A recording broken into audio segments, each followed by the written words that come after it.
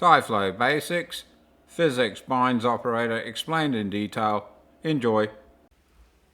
Alright, the PhysX Bind Operator. This is going to be a difficult one to cover, and maybe I don't have all the skills needed because it's a complex subject, but we will try to tackle it. One of the beauties of the PhysX Bind, adding it to a PhysX shape, is it's like glue between objects, right? Between particles, what holds them together. So if we just look at this quick scene I've set up with brick wall, it doesn't have any mortar, but it's just for the purposes of seeing. The beauty of this binding is, look, all these particles are stuck together right now, right? And I've got a soft springy thing, but it's still pretty cool, right? That's just with a couple of clicks, and every brick is being calculated separately. If you look closely here, you see little black lines. That's actually the joints between the bricks that I've set. And we'll go through all of this, but basically, PhysX Bind is like a glue, or more accurately, a constraint between how particles are allowed to move independently of each other. And there's a couple of different types here. We got rigid glue and rigid joint. One is stiff, one is soft. One will try to maintain perfect kind of shape and cohesion. One will try to make some level of cohesion, and it can be adjusted by spring and dampening. And if we see the distance, this is a glue based on distance. It kind of is a copy of this, in the sense that one is stiff and one is stretchy, and based on the same kind of control, right? The second one, the stretchy one, you can adjust with the spring and dampening. So we've established that bindings are like a glue between particles, and in a more technical term, they are like 3ds Max constraints on how you're allowed to move objects between each other, what connects them. A PhysX Bind is not calculated by tyFlow, as in the motion and the resulting action that happens. tyFlow just creates the bindings, and PhysX does all the calcs. And bindings can shrink, stretch, break, etc. So let's try and see if we can decipher this doozy of an operator.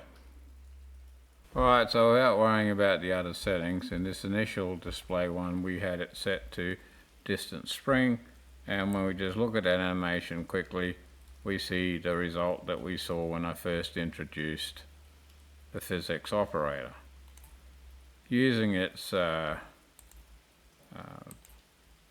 partner, distance tether, we'll have a quick look at what difference that means as far as the wall. You can see that it's a lot less springy, right? It's a lot less flexible, and we can see that the wall has kind of tried to keep a thing. It's not folding. Some bricks are starting to break out, just starting to break their cohesion a little bit, but overall the wall is stiffer and slightly more bendy when we look at it there, right? And when we go back with the same settings and we go to rigid, now rigid is exactly like it says. It's like as stiff as can be, and it's going to try not to let go of anything. But if we look carefully, we see the whole wall is falling more or less as one flat object, and it's going to tip just like that. And we can see just a few bricks right at the impact point are trying to break out. Now, we're not worried about any settings right this second. We're just kind of visually quickly comparing the 4 of these modes. And then we go back and do rigid joint, and just compare that same as the ball impacts. We can see that it's just it's behaving a little bit more like a joint, like the word says. You can kind of see that it's almost exaggerated, trying to kink in the middle, like as if there was a joint going down the middle. A few bricks do try to break out just a little bit, really not as much as before. And so that's our first visual impression of these four modes. We'll see what happens when the wall falls all the way between each one. And we go back here to glue. We're not going to touch on tyActor right now because that's another complex subject that's better off being talked about as a separate item. And you can see here a couple of bricks tried to break away on impact, but still the wall fell completely. And then we do the spring, which is the coolest of them because it's like a big flexible wave. It's just cool, right? I don't know, it just is, in my opinion. And then we see its partner, the tether one, in full action going all the way through, right? Alright, so, and you can see there's some deformation here on the ground, and it's maintained that deformation after it hit the ground. So now let's see if we can start getting into each one of these separate settings and rollouts and try to decipher all of it. Alright, so like I said, a binding is like glue in between each particle. And if we switch to the perspective view for a minute here and just rotate this around for a second, something like that, zoom right in, right, and go to wireframe override, and hopefully we can see it in amongst it all.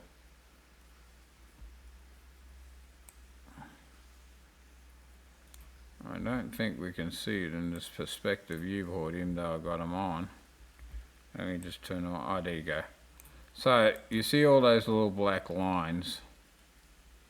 Alright, that's the bindings between the bricks, so to speak. That's what's trying to hold them together. So if I go down here and decrease the number of bindings, and it might not be so easy to visualize, but you can now see there's less lines, right? And you can see the endpoints, but there's less lines between the bricks. And I don't know if there's a better way to visualize this or not, but you can see the lines that are currently trying to hold the bricks together. And we even go down, probably the lowest we can get away with right now is kind of 2. So, you know, if we take the same, play the same animation just for one of them, just to quickly touch on what the number of bindings mean, right? I would kind of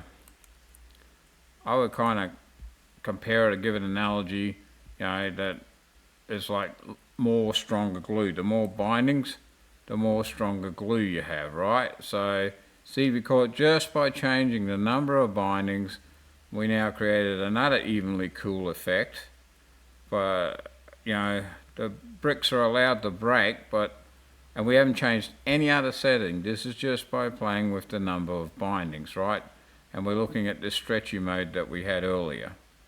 So, you know, it's kind of like, you know, using some sort of baby glue instead of super glue, right? Our stretchy. And if we go down here and now we increase the bindings to even more, when we first showed the animation we had 5. Now we're going to do 10, and that's going to be a lot of bindings.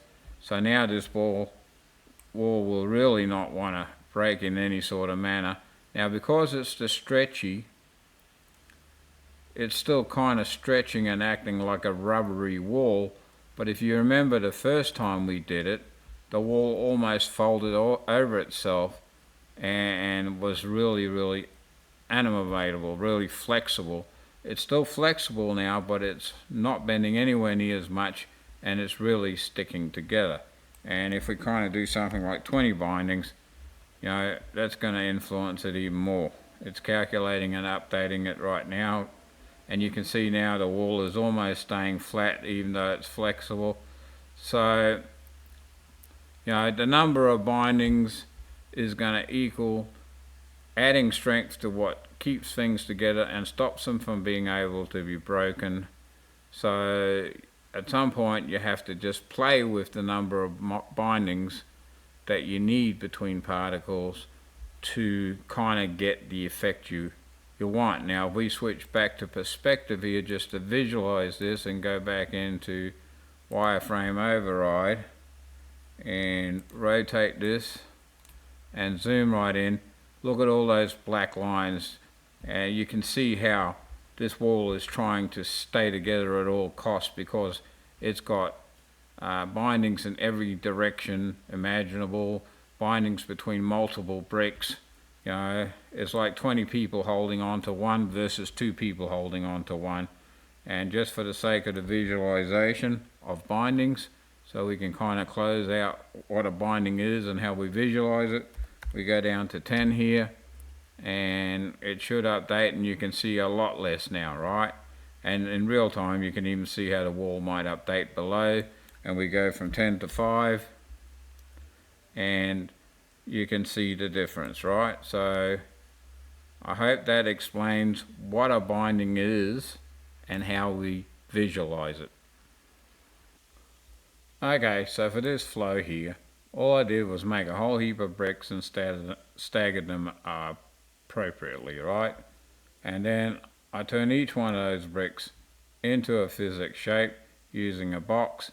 I adjusted the box a little bit to compensate for the lack of mortar because I haven't put mortar in there, and we don't need to complicate it more than it already is.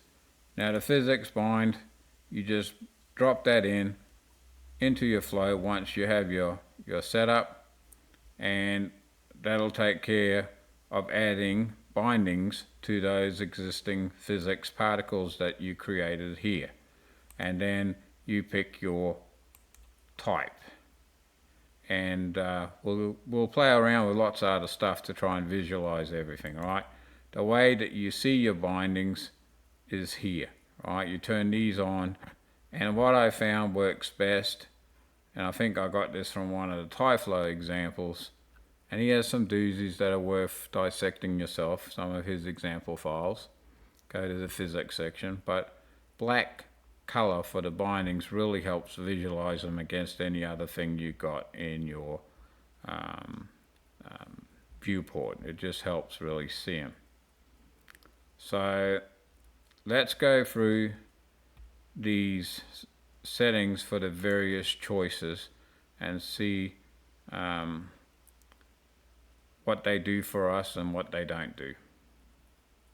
So let's try and understand this section first, right?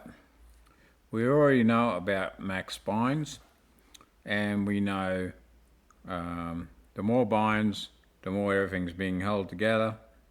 It's just like connections between connections between connections, and the less connections you have, the less strong the bond is. But now with the distance, we're in distance tether here, right? So what controls the distance tether, or the distance portion of it, is this distance setting. And basically it's simple. That's the maximum distance that a bind is allowed to travel or make to make a connection. So right now I've put these two cubes in here, and they're going to land on this platform so they don't fall to the ground because they're PhysX particles now. But the distance approximately to the pivot point, and the pivot point in the middle of the cubes is 38 centimeters. But the distance from edge to edge, kind of here, alright, is 28.1. So if we look at our distance setting here, it's currently set to 28, and we don't appear to have a bind. And we go to 29, and all of a sudden the bind appeared. So now those two particles are bound together. We're not going to see their interaction because they're landing on this platform, but the whole purpose was to understand this setting. and this setting is the maximum amount of distance that one of these black connecting wires, the bind or the glue, is allowed to travel before it makes a binding. So this would be one way of controlling bindings based on distance between stuff, right? So you could have some particles bound to something and some not by controlling this distance. So again, we set it to something less than 28 and there's no binding now between them. We set them to something above 28 and we're going to have a binding. Now if we had a lot more particles here, we would see them trying to connect with other particles if they were within this distance setting. So that explains the distance part of this operator. Now on the animation part, we're not going to see a lot of difference in the way it's animating here, because distance with so many bricks and everything being so close to us, even changing this setting is not greatly going to influence the animation as a whole, because the bindings are just there. So but I still wanted to show what would happen, right? And we maybe put something like 50 here. We're going to see a slight change in the wall, but that's not really, I don't even think we did see a change. 100. It's not really. Now you can see I put 100 here, right? And you can see now these two cubes made a connection to the wall. They made several connections to the wall, and now they're actually going to be dragged off with the falling of the wall. How's that for something unexpected result, but kind of cool? Alright, I think we've killed the distance thing. Alright, let's revisit this distance one last time. We're still on a distance tether. Remember, that's the stiff tether, right? So that means this is going to be hard to break. It's going to try not to allow that distance to be broken. So at the moment, you can see, because we don't have any real breakability, it really pulls the whole wall over. Now, I've added this platform and two boxes, and we turn them on for a minute, right? And basically, these two boxes up here, they are got a point bind to this platform that's kinematic, which means it can't move. So even though these boxes kind of fly around within this binding, they're not going to be able to leave this platform, and they're trying to hang onto the wall. So when we play that, we'll see that the wall is not going to break, and it's going to do some crazy stuff because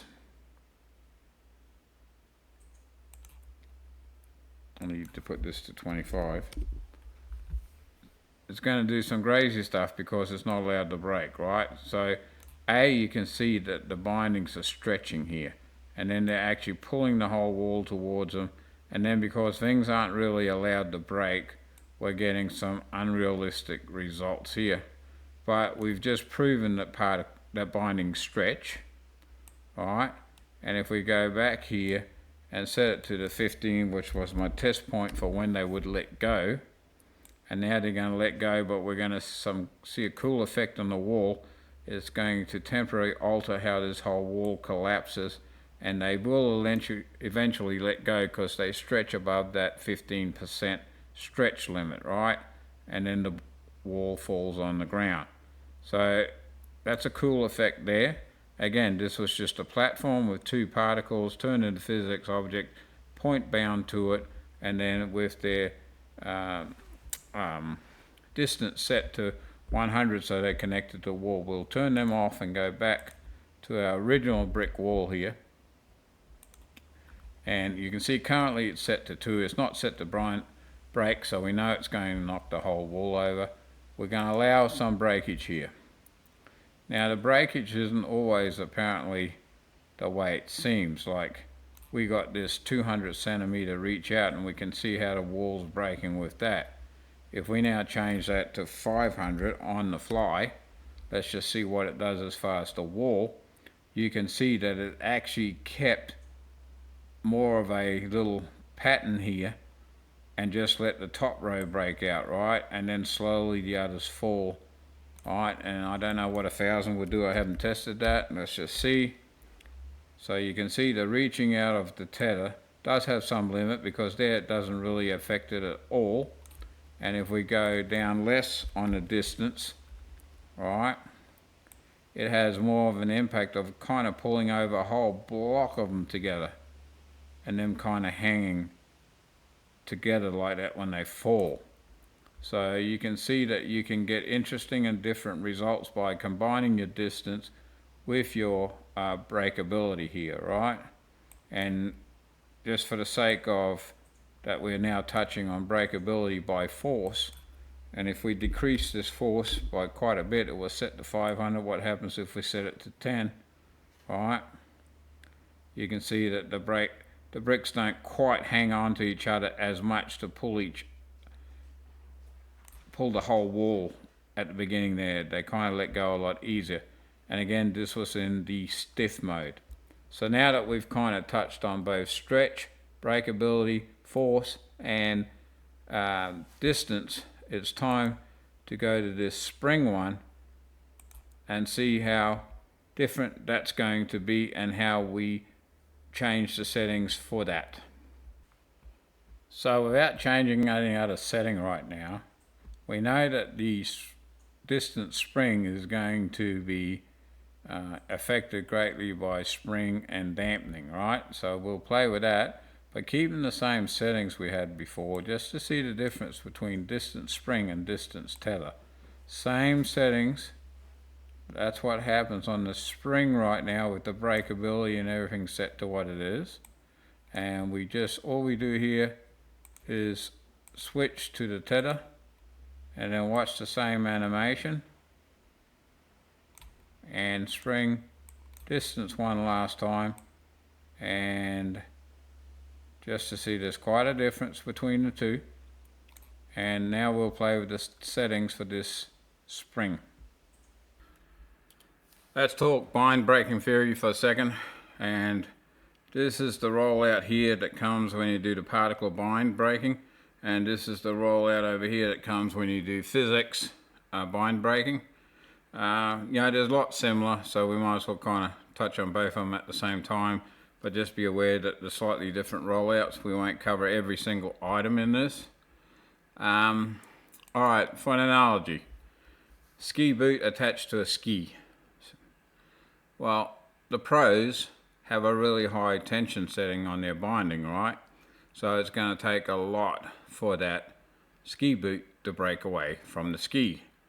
Idiots like me on a hill, that don't want to break a leg, probably has a binding that breaks really easily. So as far as the analogy is concerned, the bind is the connection between two particles. And in this screen example here, the circle with the P letters in it, each one of them represent a particle.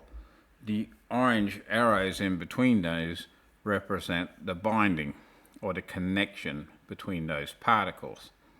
So in this example over here, where we're talking about percentage of breakability, right, we have 8 particles, 5 bindings. So if we say we want 50% of those bindings to be allowed to break for whatever the condition we set, then that would be 2.5 bindings, and obviously you can't have half a binding, so somewhere in there we would either pick 2 or 3. But you get the idea. So the percentage of the breakability is just outright a percentage of how many bindings do you have and what are you going to allow to break. Now, bindings can stretch. So if this is the original length of the binding when it started, and then it stretches because of whatever animation conditions, right? If the percentage of the stretch exceeds what you put in your settings here, then that is what's going to allow that binding to break. On the compression, if this is the original length of your particle when you first entered the event or whatever, and then something causes it to compress, like originally if your particles had gravity and then they land on top of each other, that would cause some sort of compression in the binding, and at what percentage will you allow that compression to happen for the breaking to occur. You also have maximum and minimum length. Now that's very obvious in the particle bind, but over here in the PhysX one you have slightly different. You have max length and then the angle. In either case it doesn't really matter, right? What's the maximum length that you're going to allow a binding to go as a measurement rather than a percentage, right? And what's the minimum you're going to let it go as a measurement rather than a percentage. And you know, sometimes this is gives you more finite control over it, right? And obviously for the PhysX one here, then you can have a variation. So plus or minus, whatever that variation is. If you type in 100 and you say variation at 10%, you're going to get plus or minus 10 on your number entered, right? It's just to give some randomness. And over here in the bind breaking, you can have it such that it either deletes the bind and removes it altogether, or you can have it so that it splits it and each broken half will stay attached to its original particle. And over here we can kind of break over frame numbers, or we can say something's got to be happening for X amount of frames before it actually is allowed to break.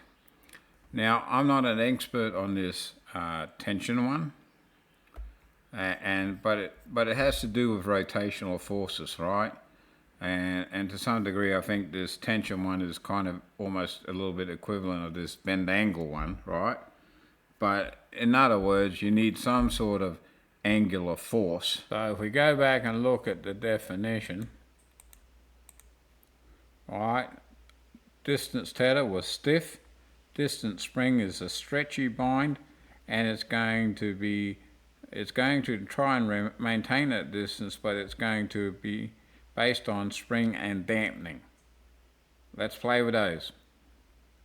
So in distance spring mode, it was said that we could play with the spring and the dampening to affect how this happens. We've got breakability turned off right now so we can concentrate on what this does. And it appears to me that dampening in this instance spreads the distance at which they hold together. So at damping 1000, you can see we almost completely keep the wall together, right? Damping at 500 decreases this distance. You see it doesn't quite stretch as far. Damping 100 is going to decrease it quite a bit. Still coming across, but it's coming less and less. And we'll just go down to dampening 10, and you can see there. And again here you can see the binds are now stretching, alright, and trying to hang on and stretching and trying to pull over some of the wall. So right there we can already see a lot of difference between the distance tether and the distance spring and how they work. And if we put the spring right down to say 1, and we really kind of get the idea of the difference between the two. Now the spring here, I'm not sure what that's going to do exactly. You can see it's keeping more of the wall together, right? We do 100. Yeah, so it's kind of spreading. In a way, it almost seems to be competing with the dampening in a way, but either or, right? I thought I set that to 1000.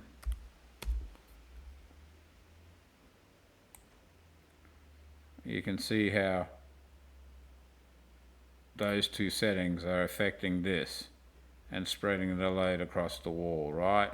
So that's the main difference between this distance tether and distance spring, is really kind of the softness and springiness and the flexibility of it, almost like their namesake says. Now if we add that force into it, alright, you can see that depending on the force you have, it's going to produce quite a different result. So breaking at 100, breaking at 500, alright, the wall wobbles, but only the immediate bricks get hidden, they get hit, fall.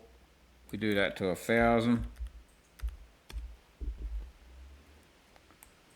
It hangs on to more of the wall and then ends up pulling more of the wall over with it, because it's taking more force to break that bond, and we got a lot of spring. So if we turn the spring down, we get a slightly different result again. Right, so we're going to have to play with all our different settings to really figure out what we want, but we can see that by visualizing it here, you get more of an idea of what you might have to do to get the results you need. So my gut feeling here is that even though we're looking at a tether and spring wall, that this scenario is probably not the best scenario to kind of talk about spring and dampening. I think it's just because of the style of the connections, right?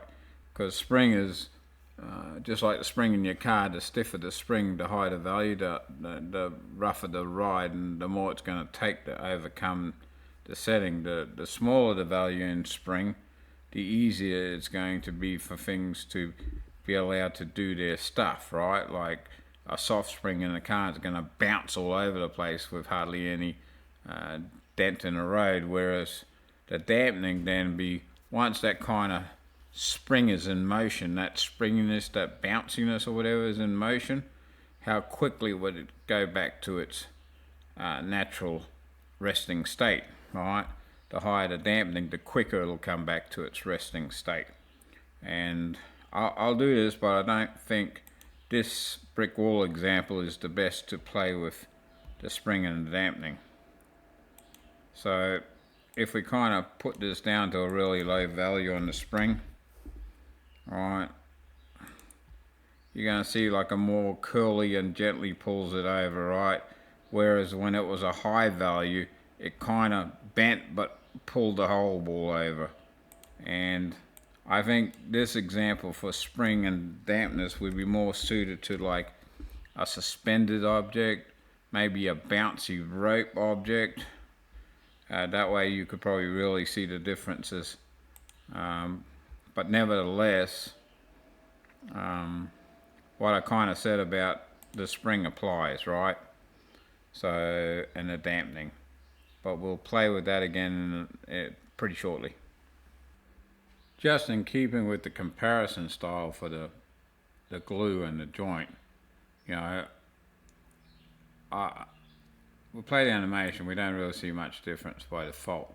What we do see that's a major difference between these two, the rigid joint and the rigid glue, right, is essentially on the rigid glue there's no real settings, right? If you look at the settings, there's nothing to set.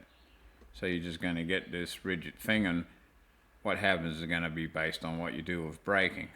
But on the joint one, there's many settings, and this will really require a different setup. The brick wall ain't going to cut it. And the reason I kind of imagine that is, to me, if I kind of look at some of the Unity and the other things that use PhysX, I think this whole joint operator is kind of in relation to trying to have physics kind of joints. So, you know, like a universal joint, a swing hinge joint, a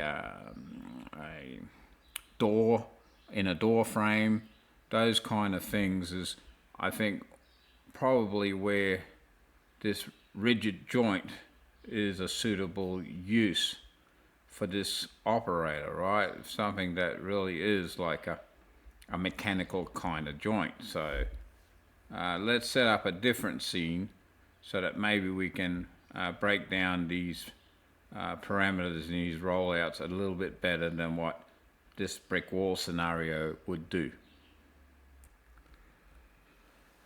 It's going to take several attempts to try to explain this joint bind. I've got this setup here that I've been working on. You can see we've got the rigid joint, right? But what we're going to talk first about is this spring, the dampening, and the twist for this particular example that I've got here. Now, right now, this is kind of this cube's equilibrium position, right? The state it's going to try and return to and not change over time if it was not impacting anything else. So this is kind of its equilibrium state, right? And the spring, right, is kind of like a car spring. You know, the stiffer you set it, the more force it's going to take to allow that movement.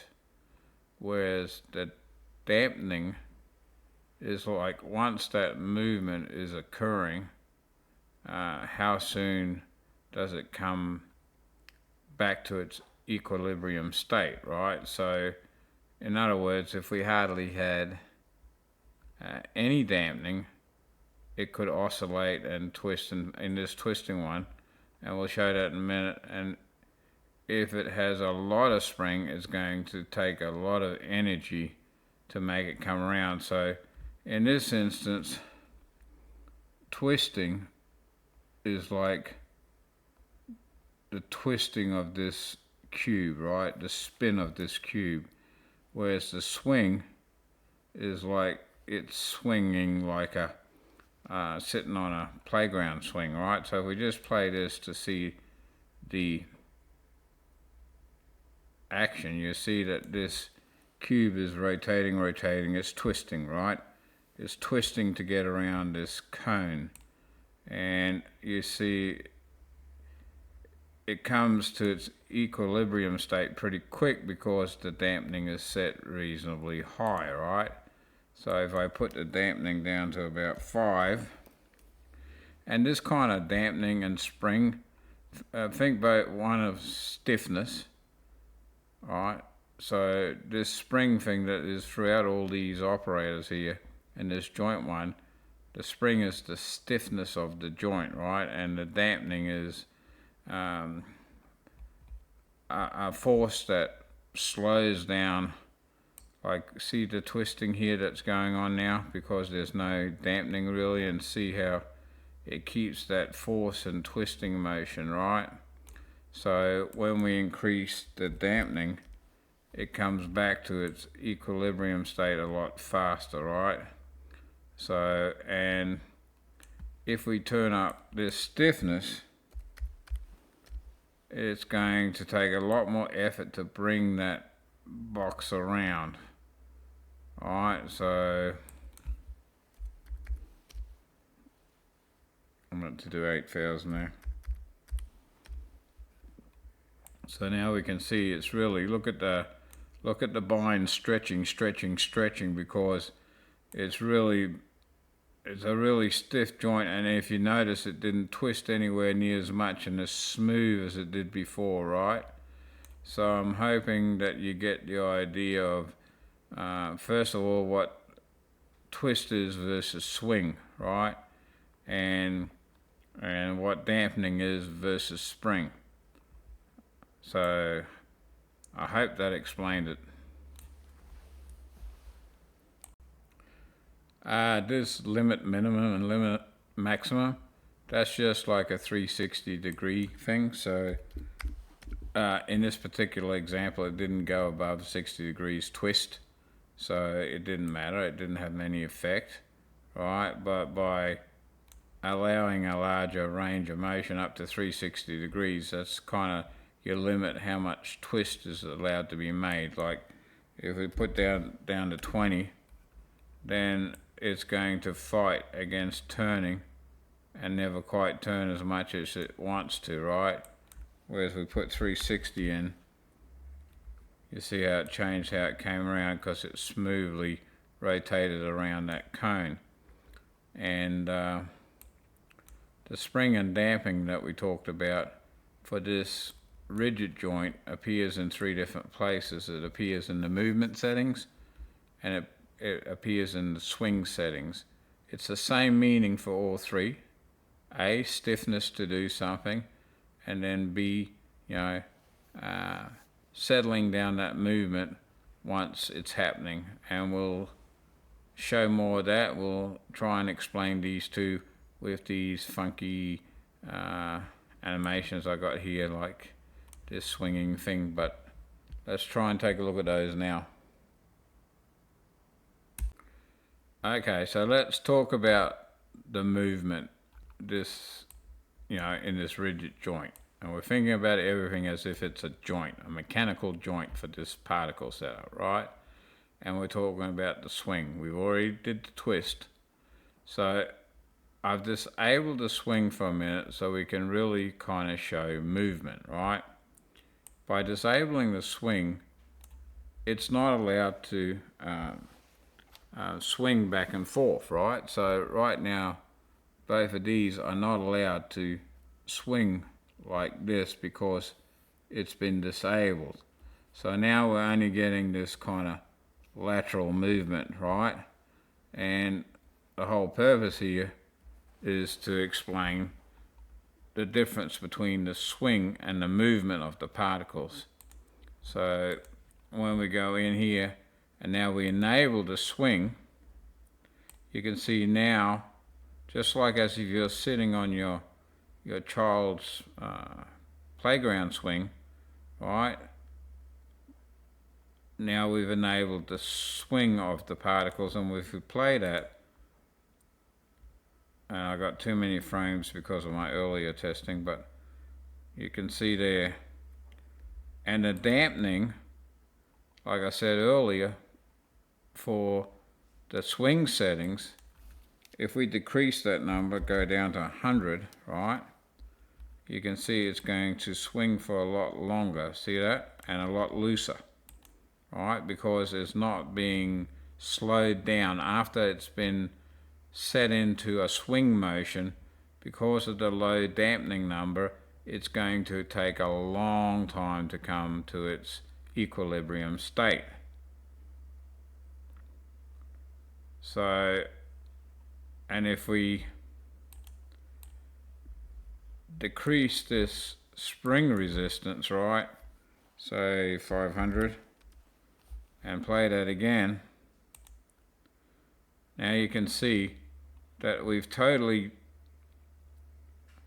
removed the resistance to the point where the one that's not suspended now is totally allowed to swing around and just loosely land on the ground.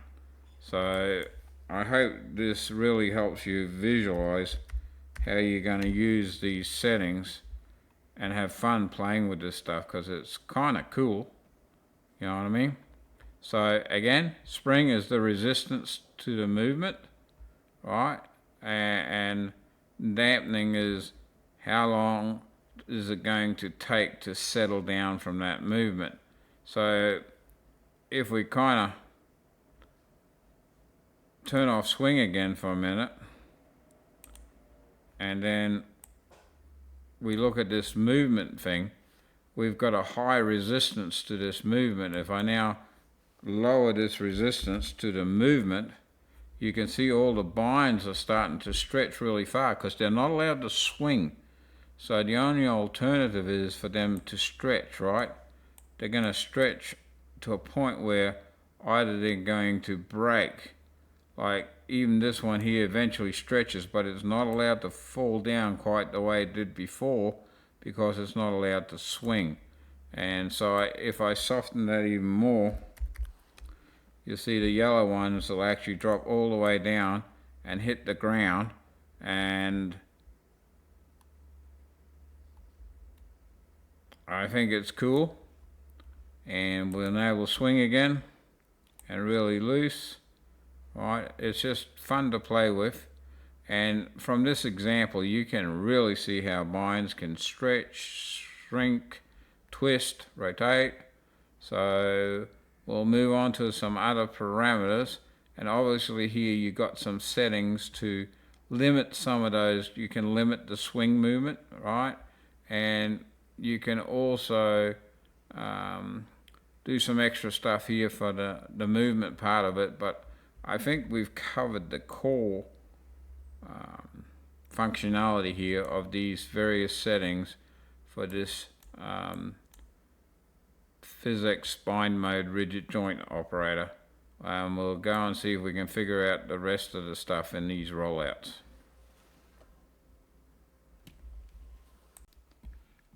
Just to finish on braking, bind braking.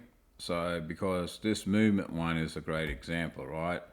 When we let the bind stretch, the black things are the binds, right? The yellow, the particle. And we got some on both of them, but we can't see the ones here on the pink because they're being compressed, right? But essentially, you can see how they really stretched. And then when I said if a bind reaches a maximum length of 60 centimeters, it's to break. And you can see here, right there, the bind break.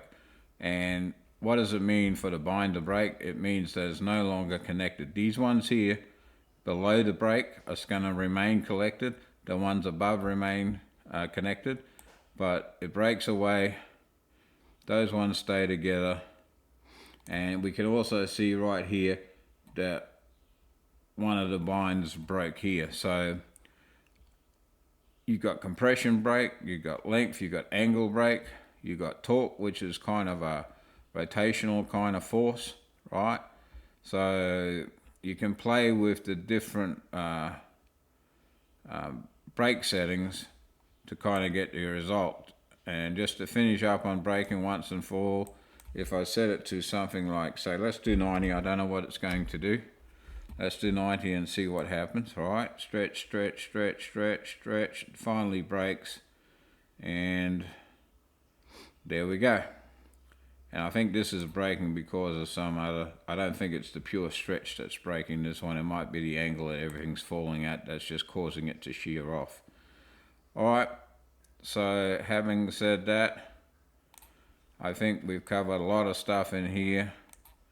Let's see if we can just touch on this family and target bind. We're not going to do actor bind. It'll be some other tutorial because actors are a completely different subject. And might finish up on this tutorial for now, shortly. For the purposes of concluding this little segment, before we talk about family binds and stuff, just kind of multiplied the number of hanging columns using a point bind to bind the top particle to the thing. There's other ways of doing it. It just works for this scenario. We've roughly got the same stretchy example. I flatten and squash these spheres, they're going to pass through, but I mean, with just a few settings here, right? You know, just a few little flow here, simple flow.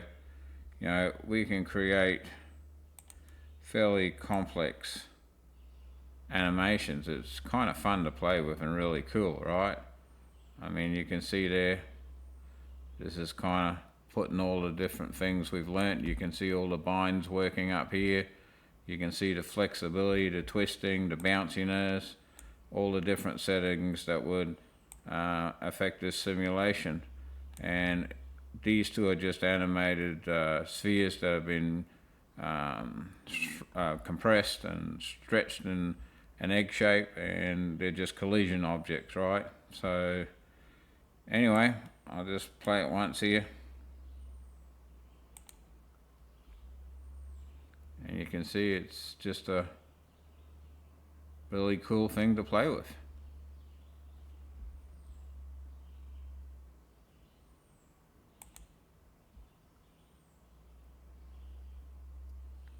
All right, on to family bind.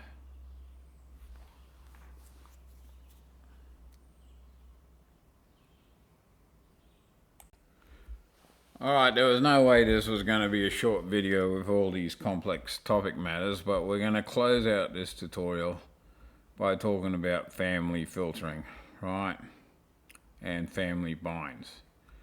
But what we have here is 3 different objects. So we're birthing on a icon and spitting them out with speed. We've turned them all into PhysX shapes because we're doing PhysX binds and it's a PhysX tutorial. Right, on this cube here, I'm birthing on all of the vertices, and on this one here, I'm birthing on the surface of this top selected surface of this polygon, but it's mainly for the illustration of family binds, right? And parents and siblings. And on the icon one, position icon here, right?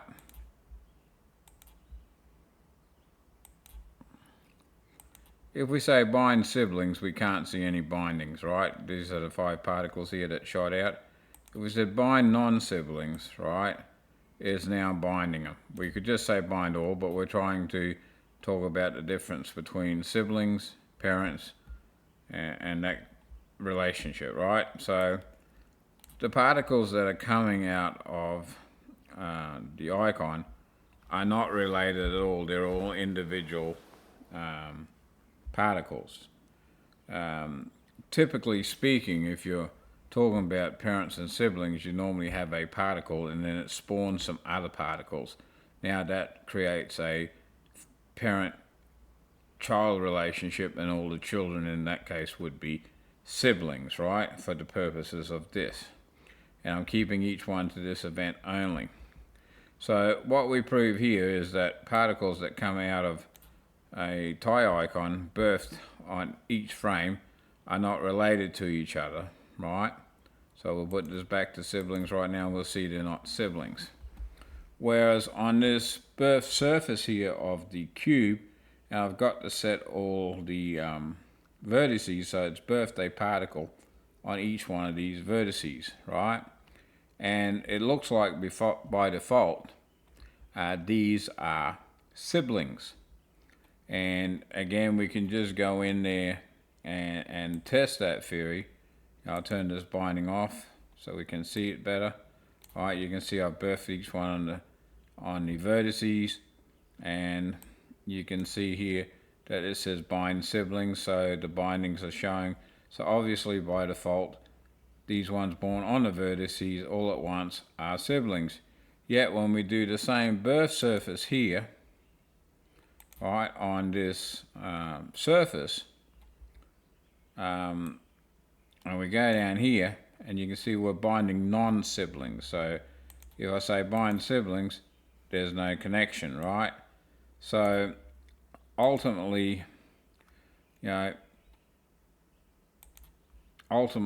may have to test, depending on what kind of surface object or whatever you're birthing, that you might have to test the whole parent-sibling kind of thing. I think everything birthed on a string at once is like a spline. I think they're all siblings by default, but just to kind of visualize it in a way. So,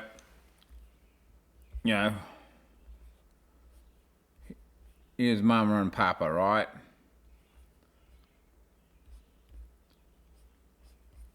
And they birth, several juniors, right? Terrible drawing, but it doesn't matter. He's a long neck guy. And so, parents are here, all right? And the children are here. The children are siblings. So, if we say bind between siblings, right, we would be binding between the siblings in that case. If we say we want to bind from the sibling to the parent, we'd be creating a connection from the siblings to the parent, right? there's also a thing where it says first child and last child, right? You can bind, so let's say that we got a prolific mama and papa, right? And they have, 5 little juniors here. And the first one born is the first one on the left and the last one born. So let's say this is the firstborn and this is the lastborn. Then there's such a thing as creating a binding between the first and the last. There's also, I think, some sort of connection here to go back to the parent. But I'm hoping that that settles the whole siblings, children, parent. And generally speaking, the most normal way that we generate siblings is we have a parent particle, and then we spawn that parent particle into other particles, right? And that's the normal way that we get children particles or siblings, right? And then those spawn particles are now siblings. That's the normal way. But like I said, there are some exceptions depending on how you birth them. So I think that's it for this particular tutorial. I hope I explained as much as I could about the PhysX Bind. It was a complicated matter. Take it easy.